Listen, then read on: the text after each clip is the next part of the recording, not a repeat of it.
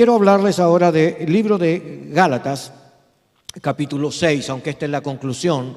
Voy a tratar de hacerlo breve porque evidentemente que la hora siempre nos juega en contra.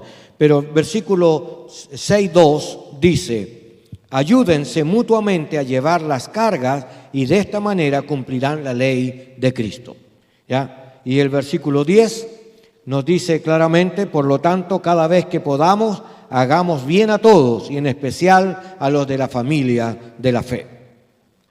Ok, oremos. Padre, por algún momento queremos que tú tomes toda nuestra emotividad, nuestros corazones, nuestra mente y nos sujetes a Cristo. Y que tu Espíritu nos hable, nos corrija, nos ayude, nos permita entender y también nos permita, Señor, aprender de tu revelación en nosotros. Te damos a ti la honra en Jesús. Amén y amén. Pensé en algún momento sobre esta experiencia porque el libro de Gálatas es pequeño, uno lo puede leer fácilmente, son 6 capítulos, así que en 10 minutos, 15 minutos a lo mejor usted lo lee y puede decir, oh, es fácil. Y por algún tiempo este libro tuvo un cuestionamiento y así que me llamó la atención varias cosas que yo quiero hablar con usted de esto. La primera de ellas es saber que este libro lo escribió el apóstol Pablo, ¿ya? Y quizás fue el primer evangelio el primer libro que se haya escrito.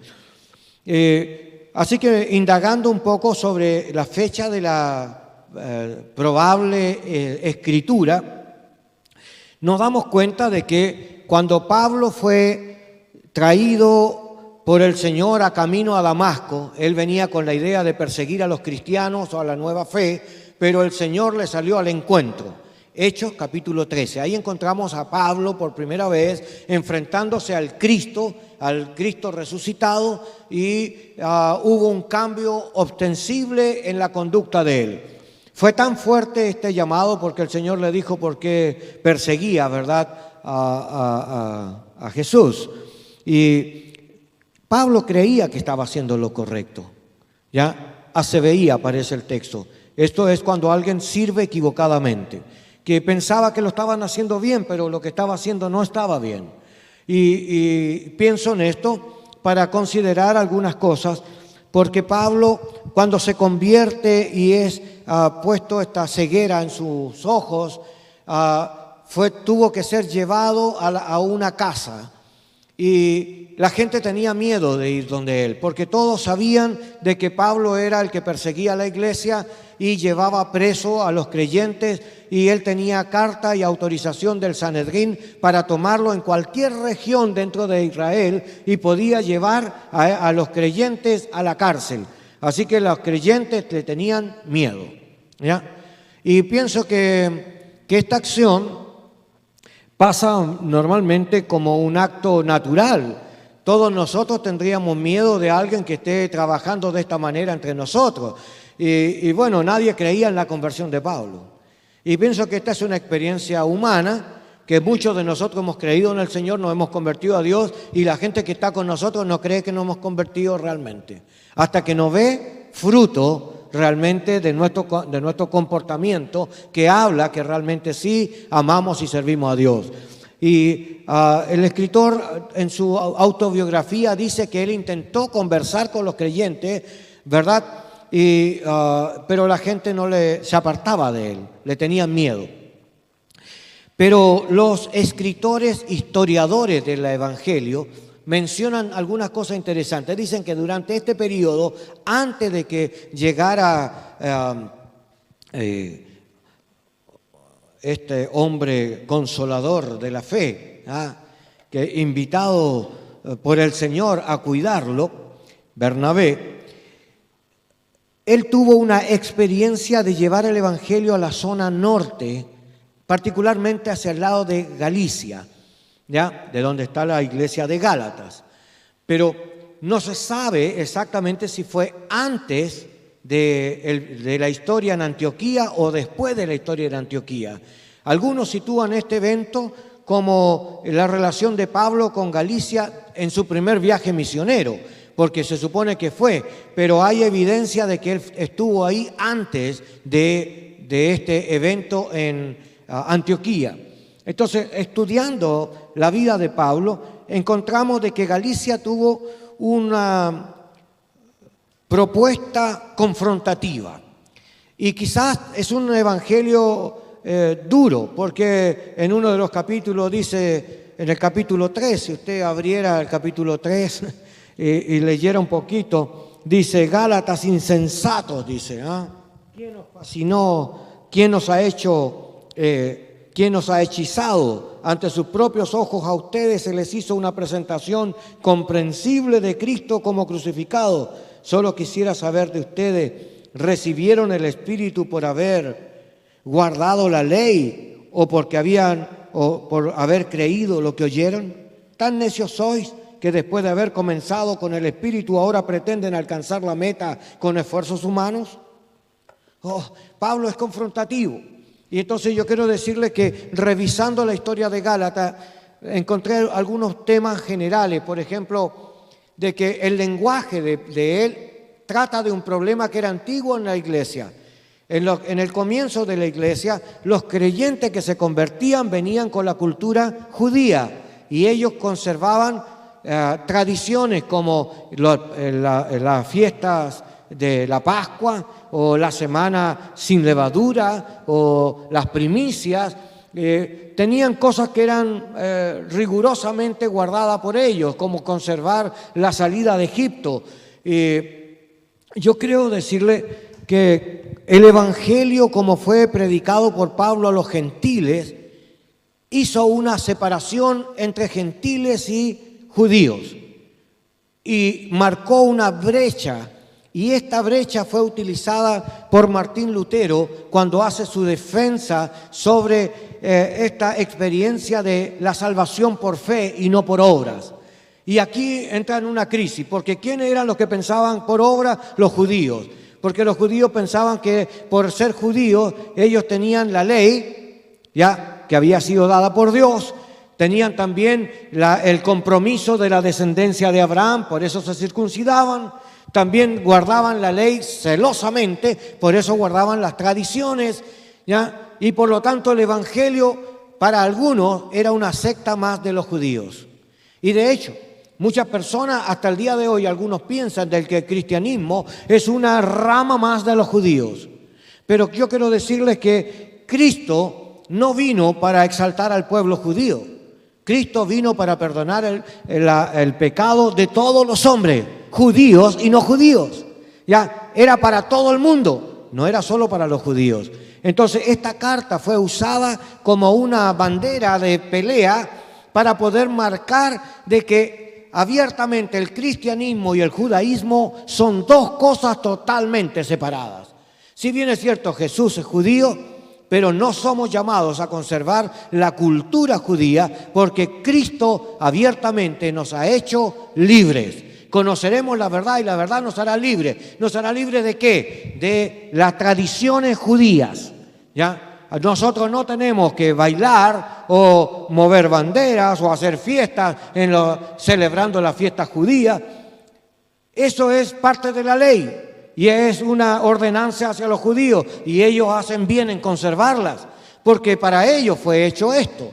Pero la iglesia no fue tratada como una raíz que debe de crecer con la cultura judía, sino con el mensaje de Cristo a las naciones, que es para salvación a todo aquel que en él cree, porque este es el pensamiento de Dios. Por lo tanto, la cristiandad y el judaísmo no caminan juntos. Mire, vámonos a Gálatas en el primer capítulo, veamos un error. Mire, el problema existía. Cuando nos habla acá en el capítulo 1, dice, estoy asombrado de que ustedes estén abandonando tan pronto al que los llamó por la gracia de Cristo a volverse a un evangelio diferente. Es que en realidad ese no es evangelio. Es evidente que algunos están sembrando confusión entre ustedes tratando de tergiversar el evangelio de Cristo. Pero aún si uno de nosotros o un ángel del cielo les predica un evangelio distinto del que hemos predicado, que caiga bajo maldición eterna. Como hemos dicho antes, y así lo repito ahora, si alguien les está predicando un evangelio distinto del que han recibido, caiga bajo maldición eterna. ¿Busco ahora ganarme la aprobación de los hombres o la de Dios? ¿Acaso procuro agradar a los hombres? Si siguiera tratando de agradar a los hombres, ya no sería siervo de Cristo. Aquí hay un problema serio en el que trata el tema. Los judíos, como sentían que ellos tenían el favor de Dios porque tenían la ley, tenían la circuncisión, tenían también las tradiciones rigurosas en su mandato, pensaron de que se podía aceptar a Cristo porque Cristo era judío, pero siempre y cuando cumplieran los mismos preceptos de la ley. Y entonces, un poquitito más adelante, usted va a encontrar de que a Tito lo llevaron incluso a circuncidarse, y Tito era un hombre griego, no era judío, pero como aceptó a Cristo y acompañaba a Pablo, los judíos en su proceso de judaización, ¿qué es eso? Que los creyentes conservaran y guardaran las normativas del Antiguo Testamento que eran para ellos, ahora querían aplicarlas al Evangelio. Déjeme decirlo que eso también hoy es un problema. Hay mucha gente que cree que hay que hacer las dos cosas, y esto es una mezcla, y la mezcla se llama ecumenismo, y la iglesia, el cristianismo no es ecuménico, ¿ya? El cristianismo aplica a las personas que creen en Dios y le obedecen y hacen su voluntad. No aplica que usted mezcle las tradiciones religiosas con la vida cristiana. La vida cristiana no está en conservar una semana sin levadura a tu casa, pero para los judíos sí es importante porque eso es señal de pecado. Pero ¿quién dice que por sacar la levadura de tu casa, tu vida no tiene pecado? Es cosa de cómo interpretamos la Escritura, pero para ellos es más importante guardar y conservar la tradición que vivir este cambio que el Señor propone con este evangelio. Entonces el evangelio generó una división. La nueva fe ya no es en el Hijo, mire, es en el Padre. En el Antiguo Testamento, el pueblo de Dios, Israel, pueblo escogido por Dios o formado por Dios, seguían a Dios como Padre. Pero en el Nuevo Testamento ya no seguimos el pensamiento de los judíos siguiendo a Dios, sino Cristo vino a formar su propio pueblo. Y ahora nosotros seguimos a Dios el Padre, pero por Cristo, por causa que Cristo mora en nosotros. Así que ya no seguimos las tradiciones de Israel en el Antiguo Testamento, sino que seguimos a Jesús en la gracia. La ley está en el Antiguo Testamento, la gracia en Cristo está en el Nuevo Testamento. De modo de que el Evangelio radica en la gracia de Cristo, y la obra de Cristo nos hace libres.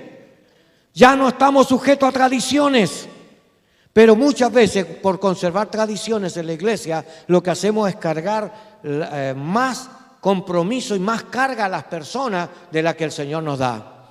Pero el Señor nos enseña algo distinto. Gálatas fue usado entonces como un evangelio, como en la primera carta escrita.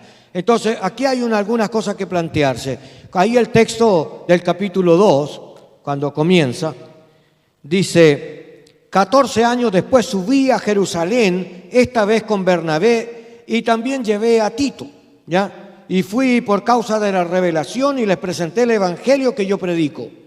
Ahora, acá yo quiero explicarle, los que estaban en Jerusalén, que eran los apóstoles, no todos los apóstoles entendieron el evangelio de Jesús a buenas y primeras, ¿ya? Algunos de ellos quisieron conservar la cultura judía, como el famoso Pedro, que Pedro quiso predicarle a los judíos en Jerusalén. No así otros apóstoles fueron a otros lugares.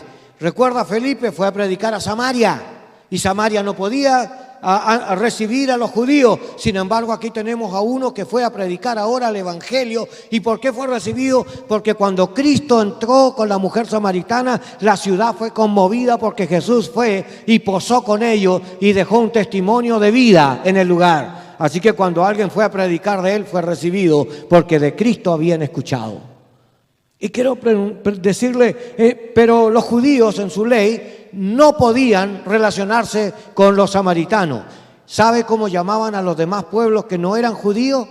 Perros. Esto era un lenguaje judío ofensivo, ¿ya? Y recuerda cuando sale en uno de los versículos que dice que ansiaba comer como los perrillos, la migaja que caía del lugar.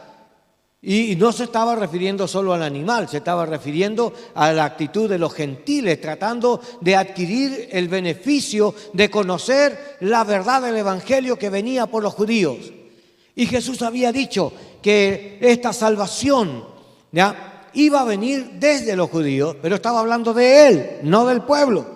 Y creo que aquí está la confusión, porque hoy en día también algunos lineamientos doctrinales están generando mucho problema, porque están tratando de que la gente vuelva otra vez a ser judaizada. ¿Qué es judaizada? Volver a retener las costumbres que se tenían para los judíos y antes del evento, y que todavía algunos quieren conservar abiertamente en nuestro medio. Pero nosotros somos libres, no esclavos de tradiciones, ni somos esclavos de la ley. Aunque la ley se cumple en dos acciones, dijo Jesús: amarás al Señor tu Dios con todo tu corazón, con toda tu fuerza y con toda tu alma. Y la segunda, amarás a tu prójimo como a ti mismo. ¿Ya? Haciendo estas dos cosas cumplirás la ley. Pero si no amamos a Dios con todo el corazón, entonces somos infractores como todos ellos. Sin duda que la ley no es el decálogo. El decálogo que aparece en Éxodo 20, cuando Dios le habla particularmente a Moisés, esa es una pequeña fracción de la ley. La ley implica los 5 primeros libros de la Biblia, el Pentateuco, formalmente llamado así. Y entonces, cuando ellos hablan de la ley, están hablando de los 5 libros, no del decálogo. El decálogo, que es un resumen social. Los primeros versículos del decálogo de Moisés hablan de la relación con Dios, y en el segundo fracción hablan de la relación entre los hombres. No matarás, no adulterarás, esa en relación a los hombres. Pero en el primero, no adorarás a dioses falsos, está hablando de guardar la relación correcta con el Señor. Entonces, Gálatas enfrenta este problema de ley y gracia, ¿ya? Y yo pienso que este es un tema para hablar mucho tiempo. Sin embargo, quiero explicarle que la gracia no nos hace libre de las consecuencias del pecado, sino que el pecado, la gracia de Dios, es decir, lo que Él hizo, pone de manifiesto que es suficiente para perdonar nuestros pecados. Pero Él perdona los pecados que nosotros confesamos y nos apartamos de Él, ¿ya? Si el Señor le quita todo sin consecuencia, no es la Biblia. Así que no hay que alivianar la carga social sobre el tema. Creo que aquí hay una necesidad de revisión, pero lo que nos hace diferente de los judíos es que nosotros no estamos tratando de decir que por causa de ser parte del pueblo de Dios, yo tengo toda la garantía, tengo toda la bendición, ahora yo soy príncipe, yo voy a gobernar con él. Mire, si usted hace la separación de las profecías bíblicas, de las profecías de Israel con la relación a la iglesia, va a encontrar algunas diferencias interesantes. Por ejemplo, de que sí, Jesús va a reinar desde Jerusalén y los que van a gobernar con él son los israelitas. Pero la iglesia no va a gobernar con el Señor de la misma manera desde Jerusalén. Lo que está diciendo es que Él hará de nosotros un pueblo de sacerdotes para ministrar a todo el mundo. Así que físicamente Israel va a gobernar con Jesús de Jerusalén, pero nosotros con cuerpos glorificados vamos a ministrar las 3/4 partes de la sociedad en el mundo que va a quedar después de este Armagedón, cuando caiga esta destrucción masiva y 1/3 del mundo va a morir. Entonces hay que aprender más. Entonces cuando el Señor no baja de nuevo, la iglesia vuelve a cobrar vida ahora como un cuerpo de sacerdotes ministrando a las generaciones por 1000 años. Así que la vida de la iglesia no termina cantando una canción y yéndose a la casa. Es una preparación para ministrar al mundo, con una gran diferencia. Hoy el mundo está bajo pecado porque Satanás está activo.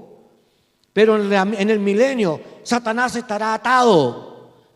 Él y sus ángeles no tendrán ejercicio, así que ministraremos a un pueblo con una gran hambre del Señor. Y tenemos que aprender algunas cosas. Solo Dios tiene la autoridad de estar en todo lugar, es omnipresente. Nosotros no. Los ángeles tampoco. Y cuando entremos en cuerpo glorificado, la Biblia también dice que nosotros no tendremos esa capacidad de estar en todo lugar. Así que nosotros seremos ministradores en los lugares donde el Señor nos designa para atender a las personas.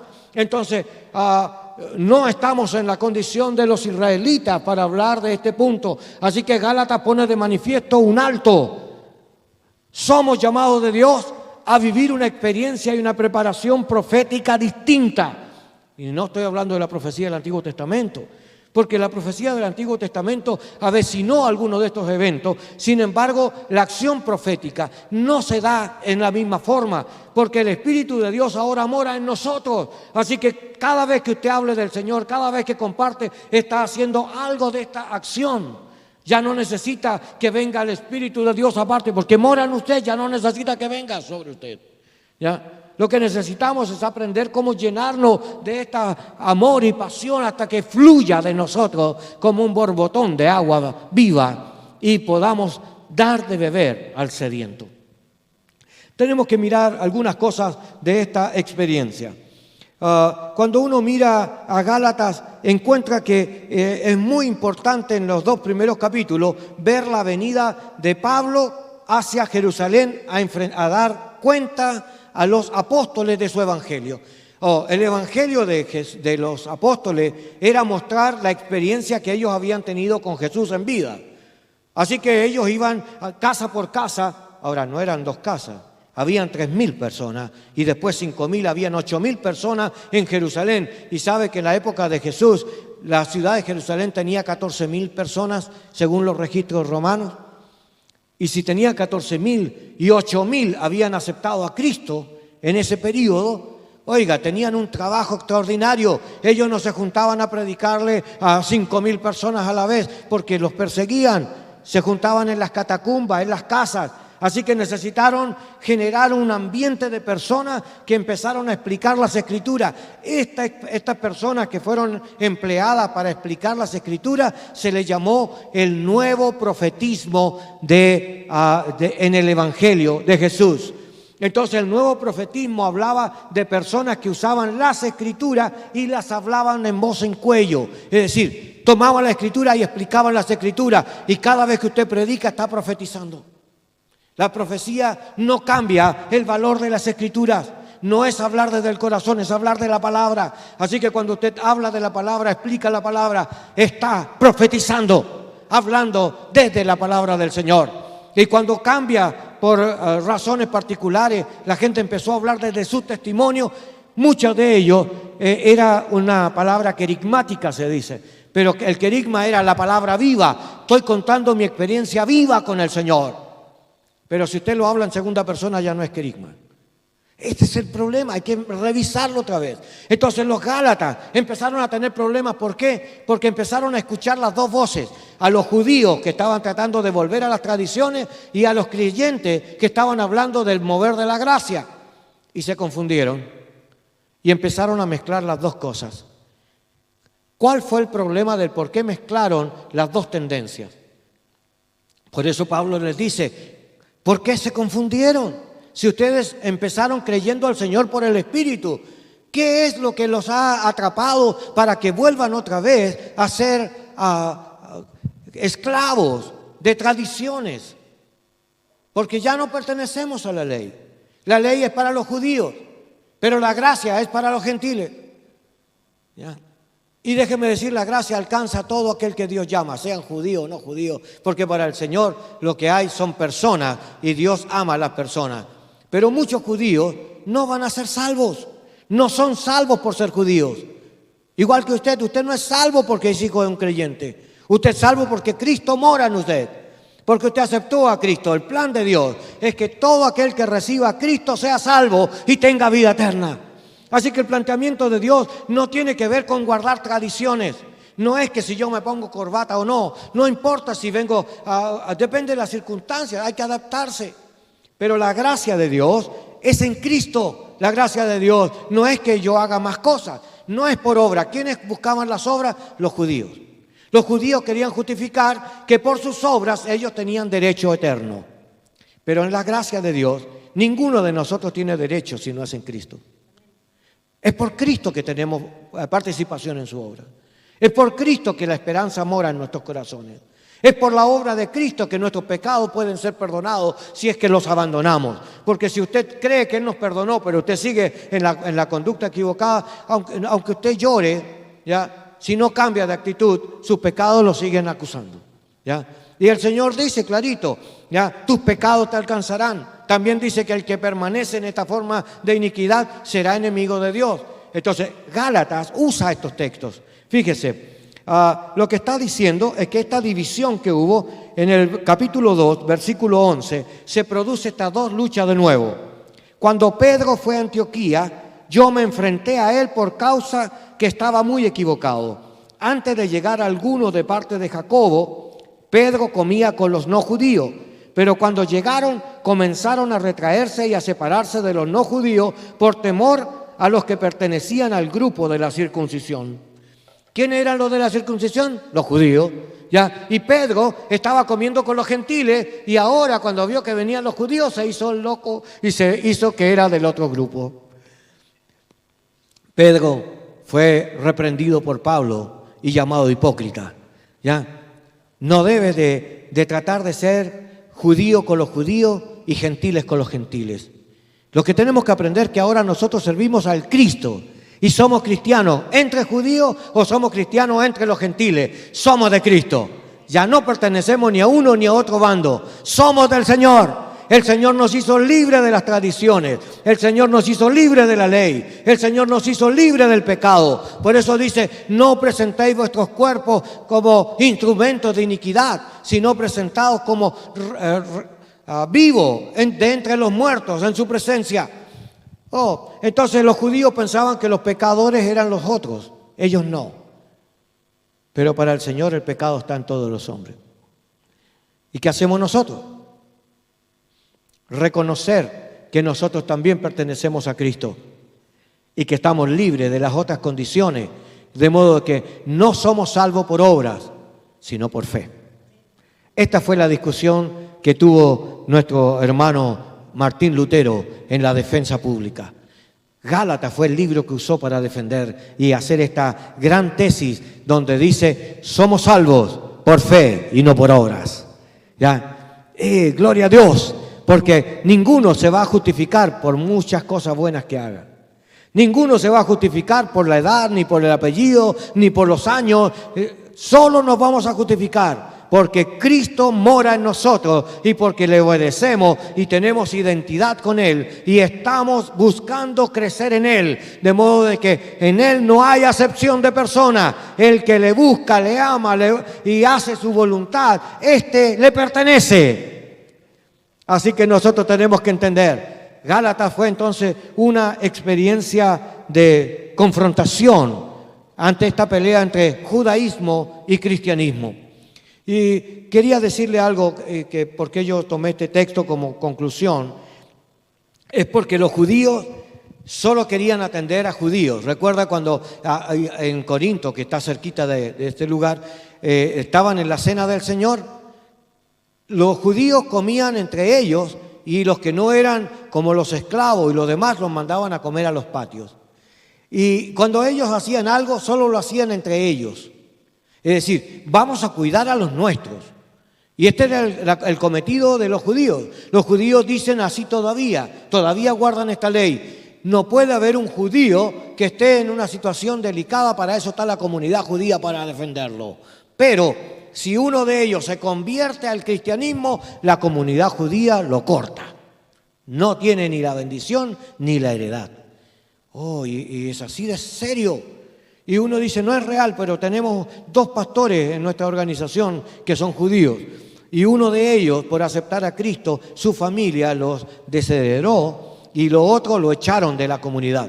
Y la comunidad judía no lo recibe porque aceptaron al Cristo. Y acá yo quiero decirle, ¿cómo es posible si estamos diciendo que el Señor murió para hacer de los dos pueblos uno solo? Ahora tenemos un problema. No nos está diciendo que quiere hacer un solo pueblo con dos culturas distintas. Lo que está diciendo es que quiere hacer un solo pueblo de creyentes judíos y no judíos. ¿Ya? Ese es el lineamiento. Así que Dios no hace acepción de personas, no importa si es argentino, peruano, si es panameño, venezolano, no importa la nacionalidad que tenga. Si cree en Cristo y hace su voluntad, es de lo nuestro. ¿Ya? Así que nosotros no estamos haciendo diferencia, estamos resaltando que la gracia de Dios no hace acepción de personas, que no es por obra, es por fe. ¿Ya? Y que lo que Dios está haciendo entre nosotros es porque Él tiene un plan futuro donde nos quiere preparar. Por eso tenemos que prepararnos para llegar a ser un reino de sacerdotes para Dios su Padre, para poder seguir la historia hasta que seamos usados en la administración formal de toda la humanidad que quedará restante en nuestro medio. Y después del juicio del trono blanco, dice que toda esta comunidad y los que fueron rescatados serán llevados a su presencia por la eternidad. O sea, tenemos un trabajo todavía que hacer. Por eso tenemos que prepararnos. No es solo creer, hay que prepararse para llegar a ser sacerdotes para Dios nuestro Padre. Por eso el Señor nos invita a que tengamos la mente de Cristo, tengamos el poder de Cristo, la llenura de Cristo como meta. ¿Ya? Lleguemos a ser obreros en su casa, avancemos en su obra. ¿Por qué? Porque nos está preparando para el sacerdocio en su presencia.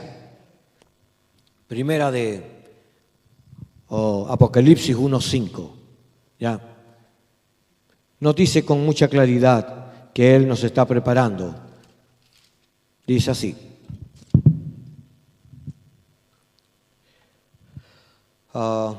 El 4 también. Juan, a las 7 iglesias que están en la provincia de Asia, gracia y paz a ustedes de parte de aquel que es, que era y el que ha de venir, y de parte de los 7 espíritus que están delante de su trono, y de parte de Jesucristo, que es el testigo fiel, el primero en resucitar de entre los muertos y el soberano de los reyes de la tierra, al que nos ama y nos ha librado de nuestros pecados con su sangre, y ha hecho de nosotros un reino de sacerdotes al servicio de su Dios y Padre. A Él sea la gloria, el poder, por los siglos de los siglos. Amén.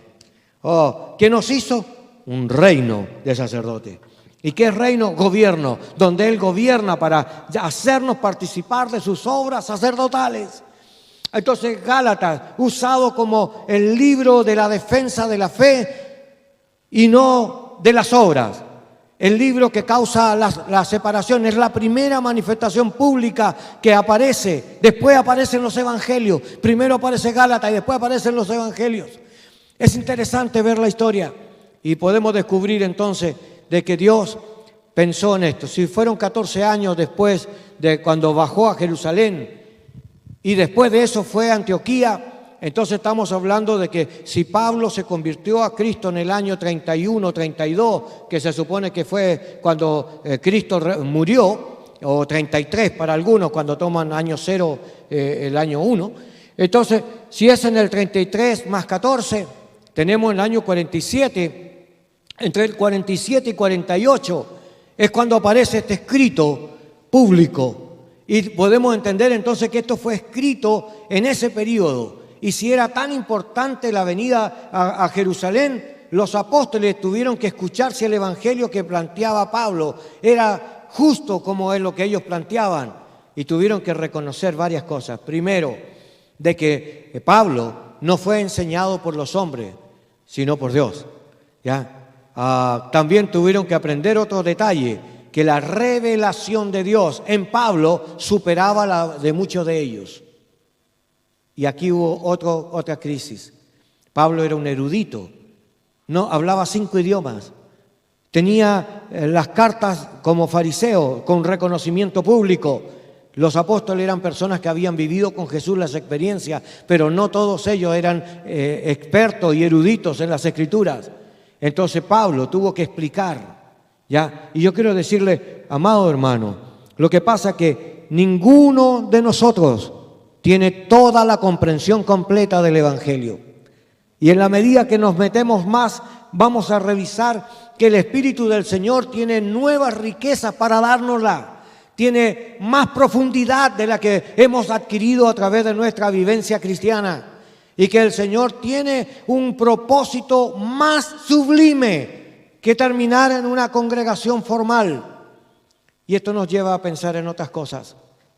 Que si no es por obra y es por fe, y mi fe es un aprendizaje en la experiencia con Cristo y no solo creer, porque el mundo cree, pero cree a las palabras de los hombres y no a las de Dios.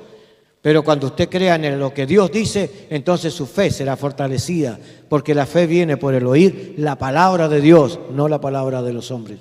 Así que tenemos que aprender muchos detalles. ¿Cuánto de la revelación hay? Yo quiero decirle, lo que usted tiene del Señor es la revelación que usted tiene. Si usted no tiene del Señor, no tiene revelación. Una cosa es tener conocimiento bíblico, otra es tener la vida de Cristo en nosotros. La verdadera revelación es Cristo en nosotros. La revelación es la vida que usted presenta a Dios y vive en el Señor. De lo contrario, solo habla de ideas. Y esto es justamente uno de los problemas que tenemos en la doctrina bíblica. Ahora, ¿por qué Gálatas es tan importante? Porque aunque sea un libro pequeño, fue el libro que Dios usó como una bandera, como un estandarte, para mostrar la separación entre judíos y cristianos. Y hoy en día, ambos presentan distintas formas de evangelio, pero nosotros no tenemos que volver a la esclavitud, porque con Él somos libres. Fuimos llamados a declarar libertad, libertad de la esclavitud, libertad de la ley, libertad de las tradiciones, libertad de los pecados, libertad de las condiciones sociales como la circuncisión o el guardar las normativas o el lavado de los vasos o la manera de sentarnos como los fariseos empezaron a exigir, hasta que el Señor nos diga que nosotros somos verdaderamente sus siervos. Qué interesante Gálatas, muy profundo, hay mucho tema doctrinal, pero solamente quiero explicarles algo. Que usted y yo tenemos que agradar al Señor en este llamado y reconocer que Dios tiene planes más profundos que simplemente escuchar. Dios quiere volvernos hombres y mujeres con compromiso. Personas que defendamos la palabra de Dios y no las tradiciones de pueblo ni culturas locales, porque el Evangelio está sobre las culturas, afecta a todos lados y en todo lugar. No le pongamos camiseta al Evangelio. Oremos. Padre, te damos gracias esta mañana, porque tú eres el único, Señor, que pesa los corazones y ve la realidad de todos nosotros. Y reconocemos que tu obra, Señor, en cada uno de nosotros debe de ser prosperada. Y este es nuestro sentir.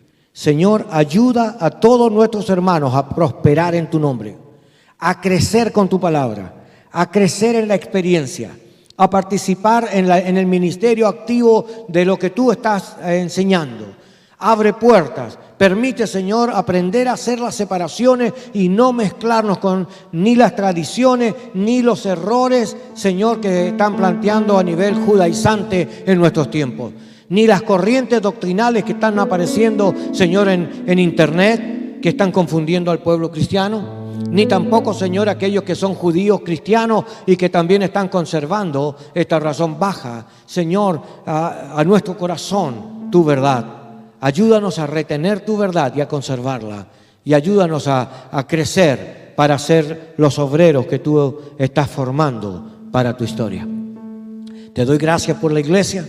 Pedimos tu obra en ellos sea revelada profundamente. En Cristo Jesús. Amén. Dios les bendiga.